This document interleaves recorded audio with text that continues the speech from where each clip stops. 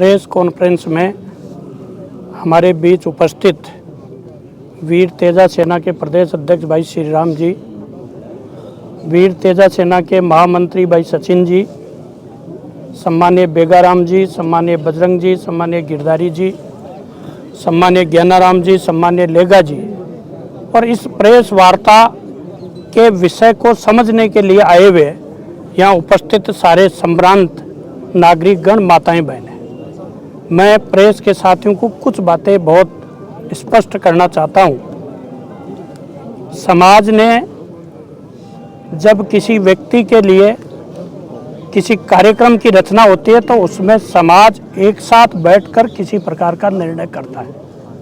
मैं शेखा जी के प्रति आदर का भाव प्रकट करता हूँ, तेजा जी की धरती को प्रणाम करता हूँ, महाराजा सूरजमल जी को प्रणाम करता हूँ और आप सबको कहना चाहता हूँ कि जब किसी जमीन का अलॉटमेंट किसी उद्देश्य विशेष के लिए हो और उस उद्देश्य से भटककर छिपकर किसी प्रकार की गतिविधि करना, निश्चित रूप से समाज को बुलावे में रखना है, समाज को अंधेरे में रखना है और अपने आप को कहीं न कहीं स्वाभिमान नहीं, अहंकार को पूरा करने का काम है।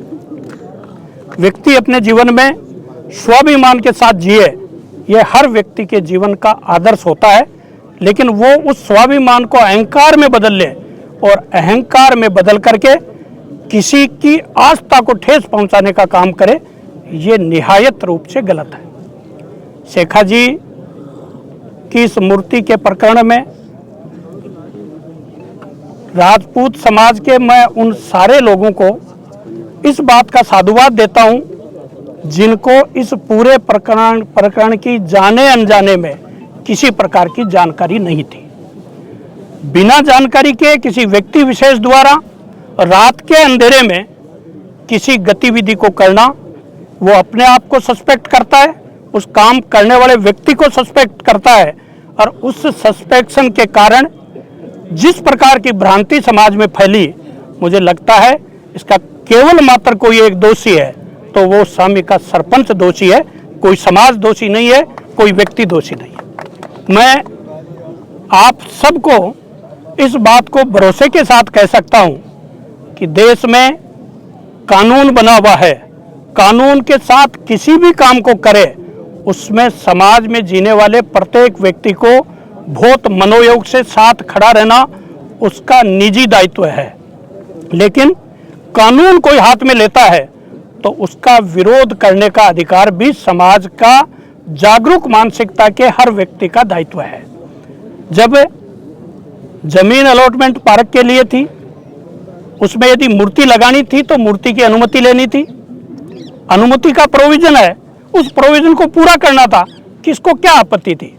और आज भी मेरे से पहले ज्ञानाराम जी ने, बजरंग जी ने, भाई श्री राम ने कहा है कि हर गांव में शेखा जी की मूर्ति लगे, हमें कहाँ आपत्ति है, हम उनका उतना ही सम्मान करते हैं जितना तेजा जी का करते हैं। वो महापुरुष थे और महापुरुष को कभी कोई व्यक्ति जाति में बांटने की कोशिश करता है, मुझे लगता है जीवन में उसकी सबसे बड़ी भूल है। वो जब अच्छे काम करता है तो एक जाति के लिए नहीं करता, वो पूरे मानव समाज के लिए करता है और जब मानव समाज के लिए किए हुए काम के बदले कोई महापुरुष बनता है उसका आदर सबको करना चाहिए। इस जाजम पर बैठे भी और इस क्षेत्र में बैठे प्रत्येक व्यक्ति सम्मान के भाव से शेखा जी को देखते हैं, उनके मन में उनके प्रति किसी प्रकार की दुर्भावना नहीं है। लेकिन मैं इतना जरूर कहूँगा कि कानून का पालन करना इस देश में रहने वाले हर नागरिक का दायित्व है, कर्तव्य है।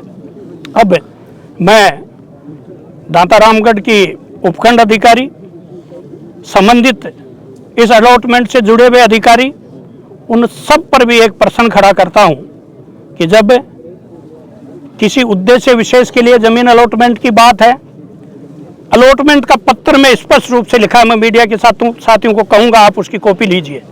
उसमें लिखा है गांव के बुजुर्गों को घूमने के लिए एक पार्क की स्थापना कर दी है।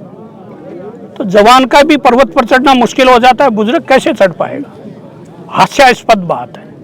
और आपके मन में छुपा हुआ कोई और भाव है छुपा के रखने की जरूरत नहीं थी। मैं सरपंच जी का अभिनंदन करता, पूरा समाज अभिनंदन करता। वो बहुत खुले मन से एक प्रस्ताव लेकर आते कि सामी गांव में इस पर्वत पर हमें शेखा जी की मूर्ति की स्थापना करनी है। सब लोग एक साथ होते। वो जिस ढंग से छुपी मानसिकता से, न केवल हमें, अपने राजपूत समाज को भी, आप बात करिए कितने लोगों को इस बात की जानकारी थी कि इस प्रकार पार्क की जमीन अलॉट करा करके हम उस पर मूर्ति रखना चाहते हैं। यदि ये बात की जानकारी होती तो समाज के लोग पूछते उनसे कि आपने क्या मूर्ति स्थापना की अनुमति ली है। कभी कोई मूर्ति स्थापना की जाती है, भूमि पूजन होता है, श्रेष्ठ मुहूर्त देखा जाता है, समाज के अच्छे लोगों को बुलाया जाता है और उनकी उपस्थिति में होता है। ऐसी क्या आन पड़ी कि उन्होंने ये करते उनको करना पड़ा। फिर भी मैं ये विश्वास पूर्वक कह सकता हूँ कि इस सीकर जिले के लोग, शेखावाटी के लोग इतने संभ्रांत हैं कि वो कभी भाईचारा नहीं बिगड़ने देंगे। हम सब आपस में भाई भाई हैं। इंसान की उत्पत्ति के बाद जब उत्पत्ति हुई तो हम सब के पूर्वज कहीं एक जगह से निकले और उत्पत्ति होते होते हम इस स्थान पर आकर खड़े हैं। इसका मतलब ये नहीं है कि भाई भाई से लड़े, समाज के लोग आपस में लड़ें, ऐसा किसी का कोई भाव नहीं है। केवल मात्र इतना भाव है कि आप कानून सम्मत काम करें और कानून सम्मत काम करने में एक दूसरे का हर कोई आदर करे, किसी का अनादर करने की कोशिश नहीं करे। पर निहित स्वार्थ में एक व्यक्ति मैं पुनः सरपंच कैसे बन सकता हूँ, मैं राजनीति के अगले पायदान पर समाज में उभर कर आगे कैसे जा सकता हूँ, छुपकर वार करने वाला कभी ऐसा नहीं कर सकता।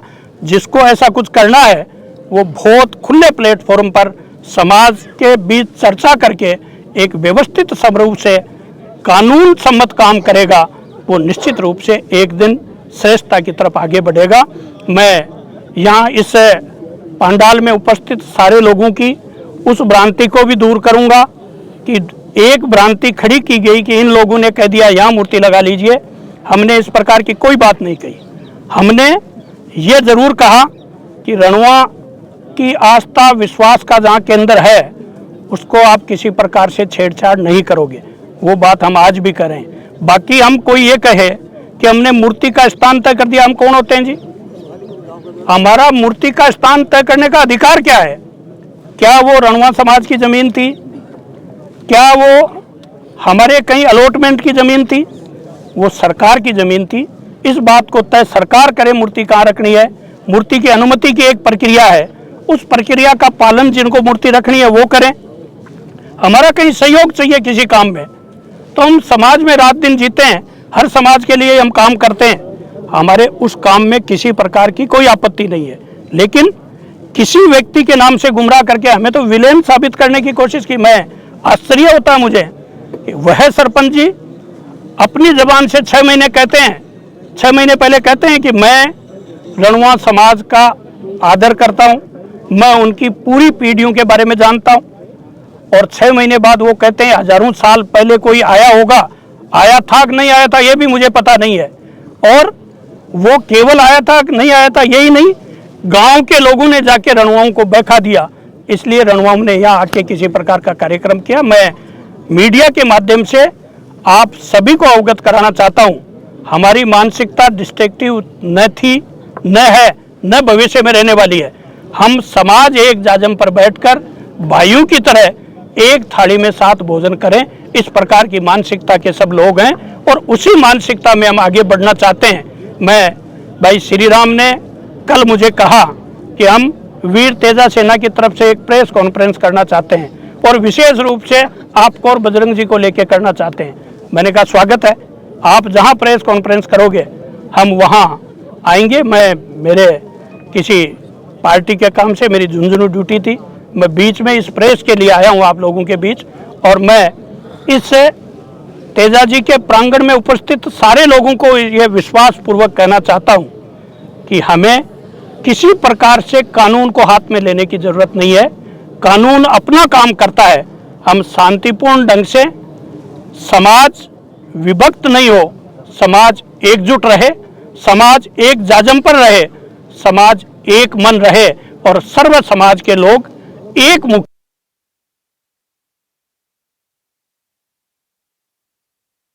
चाहता हूं कि जब हमने सवामणि का आयोजन किया, केवल मात्र हमारा उसमें हेतु था कि इस रणुआ कुलम में सामाजिक बुराइयों को हम दूर कैसे कर सकें, कमजोर तबके के बच्चों को पढ़ा करके हम आगे कैसे ला सकें और हम समाज को, अन्य समाज आपस में प्रतिस्पर्धा के साथ आने वाली पीढ़ी को सही दिशा कैसे दे सकें, इसके लिए हमने वह आयोजन किया था। हमारा कोई आयोजन का हेतु, कोई लोग, ये लोग किसी प्रकार की बात सोचते होंगे, हमारा ऐसा कोई हेतु कभी था नहीं, न है आज, न भविष्य में कभी रहेगा। मैं मीडिया के साथियों को भी इस बात का साधुवाद दूंगा कि आपने बहुत संयम के साथ सही सही बातें समाज के सामने प्रस्तुत करने का प्रयास पहले भी किया है, आगे भी आप करते रहेंगे। मैं आप सबके प्रति साधुवाद ज्ञापित करता हुआ मेरी बात पूरी करता हूँ। धन्यवाद।